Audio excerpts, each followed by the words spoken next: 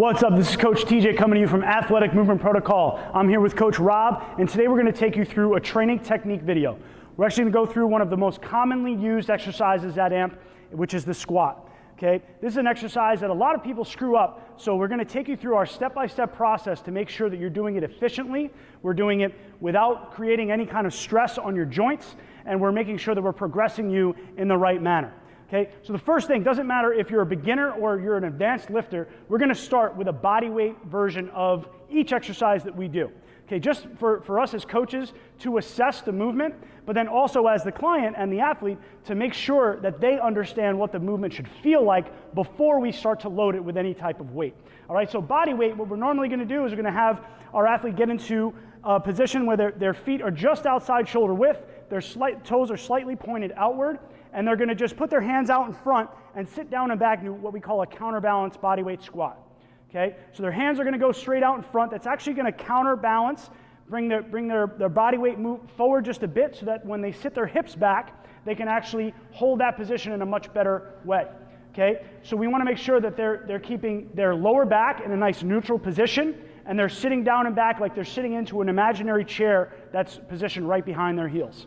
Okay, once we've dialed that movement in, then we're going to start to utilize other aspects of the movement, where one of them we're going to be adding a med ball or any kind of lighter weight. We have a 4-pound med ball where Coach Rob's going to be actually starting at the top with the med ball into his chest, and as he comes down into that squat, he's going to be reaching the weight out in front.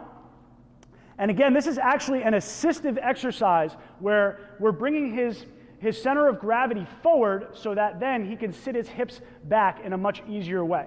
Okay, so we want to make sure that he can own the bottom position, pause at the bottom for at least a second, and also making sure that he's coming all the way through so he's got a full extension of his knees and his hips, and he's standing nice and tall.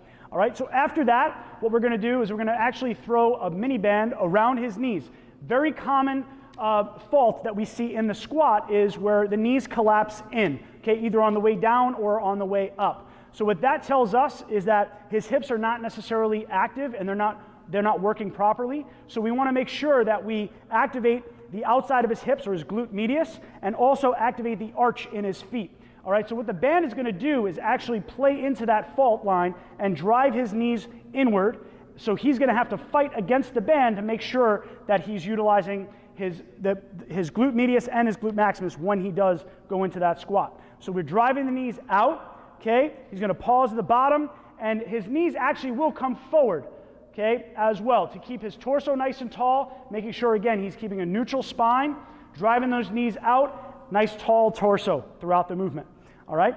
So the next step, once we've started to see that the athlete's able to do that with proper form, now we're going to add that counterbalance just again. Again, this is adding a little bit of resistance, but it actually helps them sit into that squat even a little bit deeper. So we're going to go in a nice slow tempo on the way down as he squats, okay? And then he's going to come right up. And again, we want to make sure that he's got extension of the knee and the hip, that he's sitting back into a chair, okay? And you go as deep as you possibly can without flexing your lower back, okay? So Rob, let me show him just getting a little bit too low in that squat, what I mean. So if we see that rounding of the lower back, okay, we call that a butt wink, or it's just where your hips, your pelvis just dumps backward. We want to make sure that we avoid that at all costs, especially when we start to add some weight to this movement.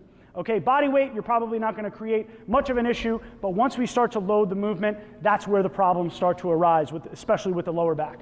All right, so the next step from there is, if we need to, we will add a heel lift to that movement. If we see that the athlete's having a really hard time getting into their hips and also allowing their knees to kind of come forward and sit down into that squat instead of shooting their hips back too far, we'll actually add a heel lift behind their heels, right under their heels. And this is actually, again, this is going to allow him to keep a taller torso, all right? And again, if you see, his knees just come right up to the edge of his toes. All right, some people will say, you want to keep your knees behind your toes. That's okay as a cue, but at the end of the day, his knees do come forward. There is some forward movement in that squat, which is normal. And again, it's all different from each person. They're going to have different limitations. They're going to have different limb lengths that we're going to have to deal with in this movement. All right, so now once again, we've kind of taken him through that progression. Now it's time to start loading that movement. And we will rarely go straight to a back squat with a barbell on the back. All right, we love the goblet squat for a number of reasons. Number one is that you can slowly progress the resistance. You could start off with a 5-pound dumbbell or kettlebell. Okay, then obviously you can progress and make this a really difficult movement by adding some weight, and you really don't need all that much weight. So we've actually got an 80-pound dumbbell for Coach Rob here. And again, we can utilize any of those movements. We can utilize any of those tools. We can have a mini band around the knees. We can use the heel lift. Today we're just going to go right through the squat. Okay, goblet squat that we use with just about every one of our clients when we start. Okay, so he's going to hold that kettlebell right at his chin. And again, shoulders back, nice neutral position. Okay, he's holding that squat at the bottom. And again, make sure we're sitting back into that chair, sitting back onto the heels, and thinking about spreading the ground. He's still imagining he's got that mini band around his knees.